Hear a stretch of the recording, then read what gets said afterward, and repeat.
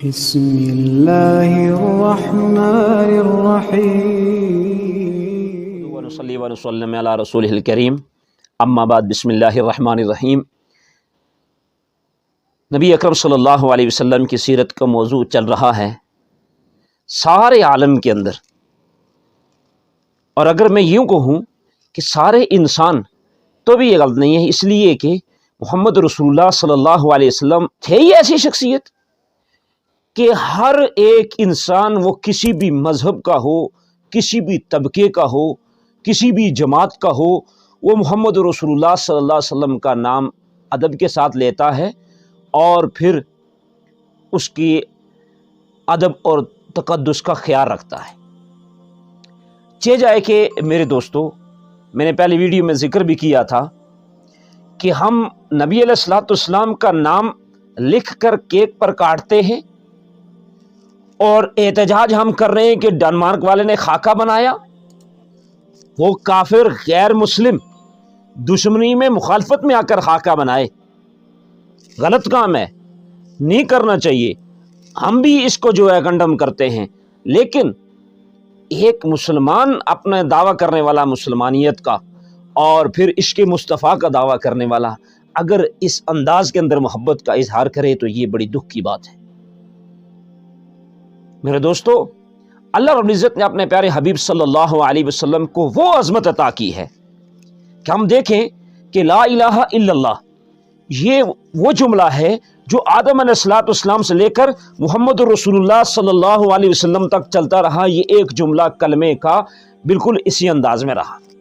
دوسرا جملہ تبدیل ہوتا رہا اور دوسرا جملہ جو بھی آیا اس میں نقطہ آیا ہے۔ آدم صفی اللہ، نوح نجی اللہ، داؤد خلیفت اللہ، ابراہیم خلیل اللہ، موسیٰ کلیم اللہ، جتنے بھی آئے نا اس میں نقطہ آیا ہے، لیکن جو جملہ میرے نبی صلی اللہ علیہ وسلم کے نام کے ساتھ منسوب ہو کر کلمے کے ساتھ لگتا ہے محمد الرسول اللہ، یہ بے نقطہ ہے۔ اللہ نے بتلا دیا کہ میرے محبوب توحید پہلے مکمل ہو چکی تھی، رسالت تیرے آنے کے ساتھ مکمل ہو رہی ہے۔ جس طرح توحید میں کوئی نقطہ نہیں ہے، میرے نبی صلی اللہ علیہ وسلم آپ کی رسالت جب بیان ہوگی اس میں بھی کوئی نقطہ نہیں ہوگا۔ اتنا عظیم نبی، اتنی عظمت والا نبی کہ اللہ نے جب دیکھا کہ لفظ اللہ کے اندر 4 حرف ہیں، لفظ محمد کے اندر پھر 4 آئے، احمد میرے نبی کا نام، اس میں بھی ماہی میرے نبی کا نام، اس میں بھی حاشر میرے نبی کا نام، اس میں بھی عاقب میرے نبی کا نام، اس میں بھی 4 آئے۔ اتنی نسبت قائم کر دی اللہ نے۔ ہم دیکھتے ہیں کائنات کے اندر کتنی چیزیں ہیں جن کی نسبت میرے نبی صلی اللہ علیہ وسلم کے نام کے ساتھ جڑ گئی، اور نبی علیہ الصلوۃ والسلام کی نسبت اللہ کے نام کے ساتھ جڑی ہے۔ اتنا عظیم نبی میرے دوستو اللہ نے ہمیں عطا کیا ہے اور ہمیں ان کا امتی بنایا ہے۔ اب امتی ہونے کا تقاضا یہ ہے کہ ان کنتم تحبون اللہ فاتبعونی یحببکم اللہ، اطاعت کرنا ہے۔ اطاعت نہیں ہوگی تو میرے دوستو ناکامی ناکامی ہے۔ جس نے اطاعت کی ایمان کی حالت میں، یہ بات یاد رکھیں، ایمان شرط ہے۔ کہتے ہیں نا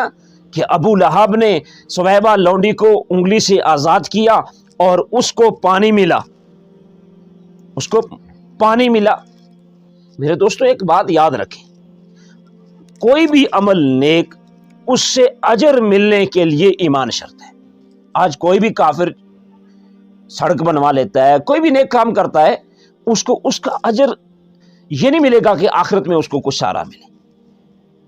اس کو یہ ملے گا کہ دنیا میں اس کی وجہ سے اس کو کوئی اللہ تعالیٰ رزق میں فراخی عطا کر دیں گے یا اس کی کوئی مصیبت دور کر دیں گے، کوئی معاملہ ہوا، آخرت کے اعتبار سے صرف جنت اہل ایمان کے لیے ہے۔ جس کی رائے برابر بھی ایمان ہوا انشاءاللہ اللہ تعالیٰ اس کو جنت عطا فرمائیں گے۔ اس لیے میرے دوستو